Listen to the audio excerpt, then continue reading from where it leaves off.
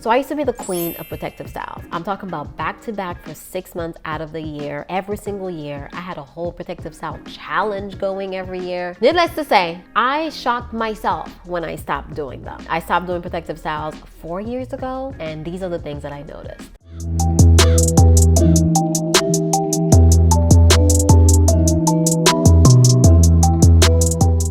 Number one, my hair was way more hydrated. I'm talking about protective styles with braids, not just my hair braided or anything like that. Protective styles with fake hair. I'm talking about, I don't know, knotless braids, cornrows with added hair. That's what I used to do for 6 months out of the year. When I'm in a protective style, I won't wash my hair as often. So the second I stopped doing protective styles, I kind of felt like I couldn't really hide behind the braids anymore, and I was washing my hair on a weekly basis, which is technically what I used to do before when I wasn't in a protective style. But now I was doing it 365 days out of the year versus half of that time. And it just felt softer because I was very consistent with my routine and I was washing my hair every single week. So first thing that I noticed when I stopped doing protective styles is that my hair was more hydrated. Number two, my scalp was never the same. Ooh, my scalp health improved so much. And for this one, I also have to give a little caveat because at first I thought it was because I stopped using oils and butters. Okay, that's a whole other conversation, girl. But around the time where I stopped doing protective styles, I also stopped using raw oils and butters on my hair, meaning I stopped oiling my scalp because I was a very big scalp oiler.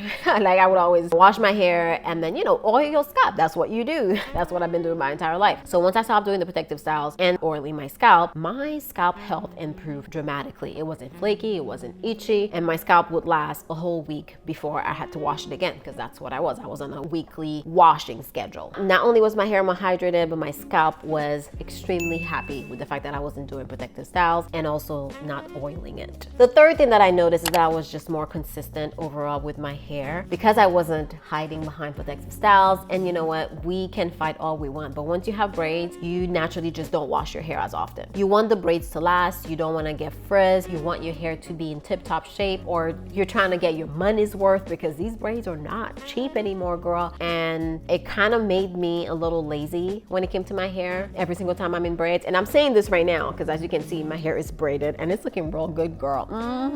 I know you see it. It's looking real good, but the second I started putting braids again, guess what?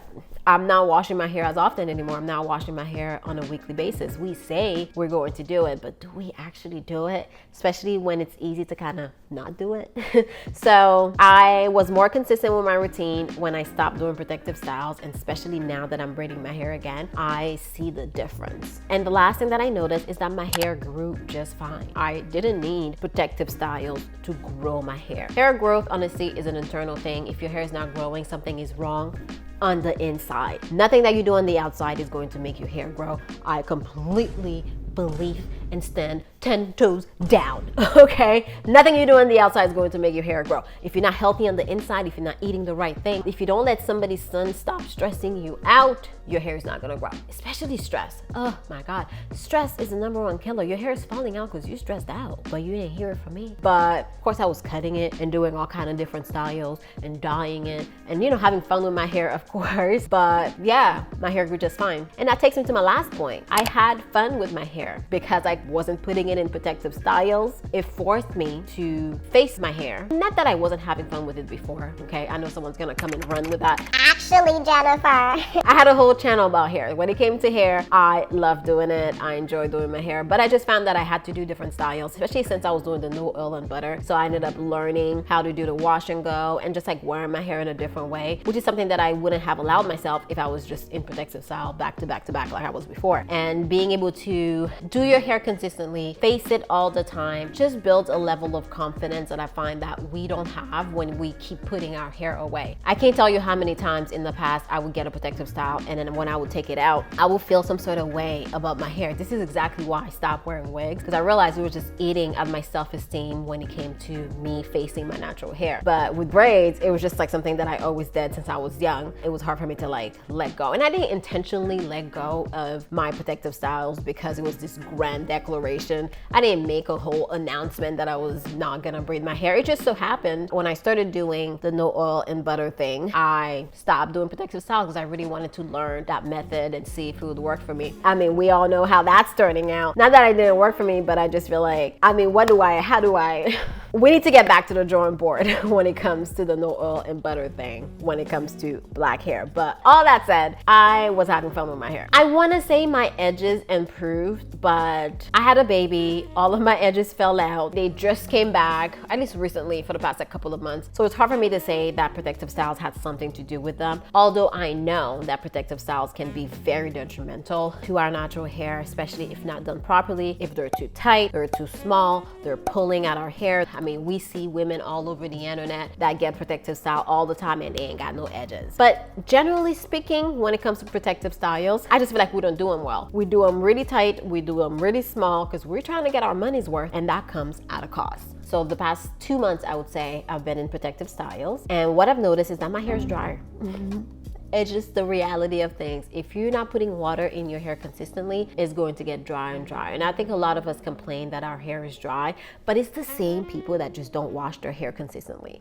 You're washing your hair once a month or 2 or 3, and you dare complain that your hair is dry. Like, what are we really doing right now? Let's be honest with ourselves. It's much harder for you to moisturize your hair when it's in the protective style. For example, my hair right now, this is the braided baldy. And how am I supposed to get in there? I can only spritz my hair with low water, wash it on a weekly basis, which I'm not doing, but I could wash it, spritz some leave-in conditioner, but I can't really get in there and like really moisturize my ends. So I think over time my hair is gonna get drier and drier if I keep up with these protective styles, but I'm trying to find ways to make it work, the right products to use to keep my hair as moisturized as possible as I do the protective styles. But the reality is it's just harder to moisturize your hair when it's braided up. The second thing that I've noticed is that my scalp is back to being on fire. With the protective styles, we talk about how irritating the braids themselves can be. Now, I don't have braiding hair in my hair right now. This is just my hair braided. But when I did the knotless braids, I used the synthetic braids, the Connect-A-Lawn. You know, there's a lot of research that's coming out now talking about how it can cause cancer and how they can irritate our skin and our scalp. And even if you wash it, it's not going to make a difference because it's just the material that they use to make this hair. There's a lot of research that's coming out now,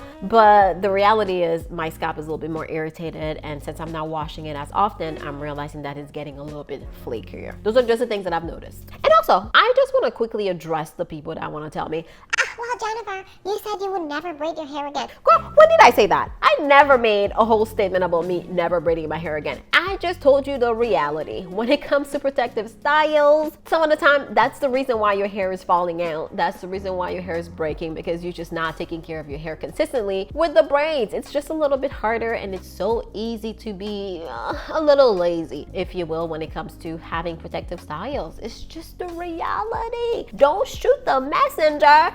And I was the queen of protective styling, like I said, for years. So I took a 4-year break, and I think I'm allowed to change my mind. Now that I'm a mom and I'm pregnant, I'm sure you can hear that I'm out of breath just by filming this video, just by talking. I'm tired, and I can't imagine like doing my hair on a weekly basis no more, girl. I want a break in this stage in my life, so I am back in my protective style era, and no, I do not feel bad about it. You can say whatever you want to say, but over here, we change our mind, and over here, we'll take the drier hair and the irritated scalp just so I can have a break. Let me live, okay?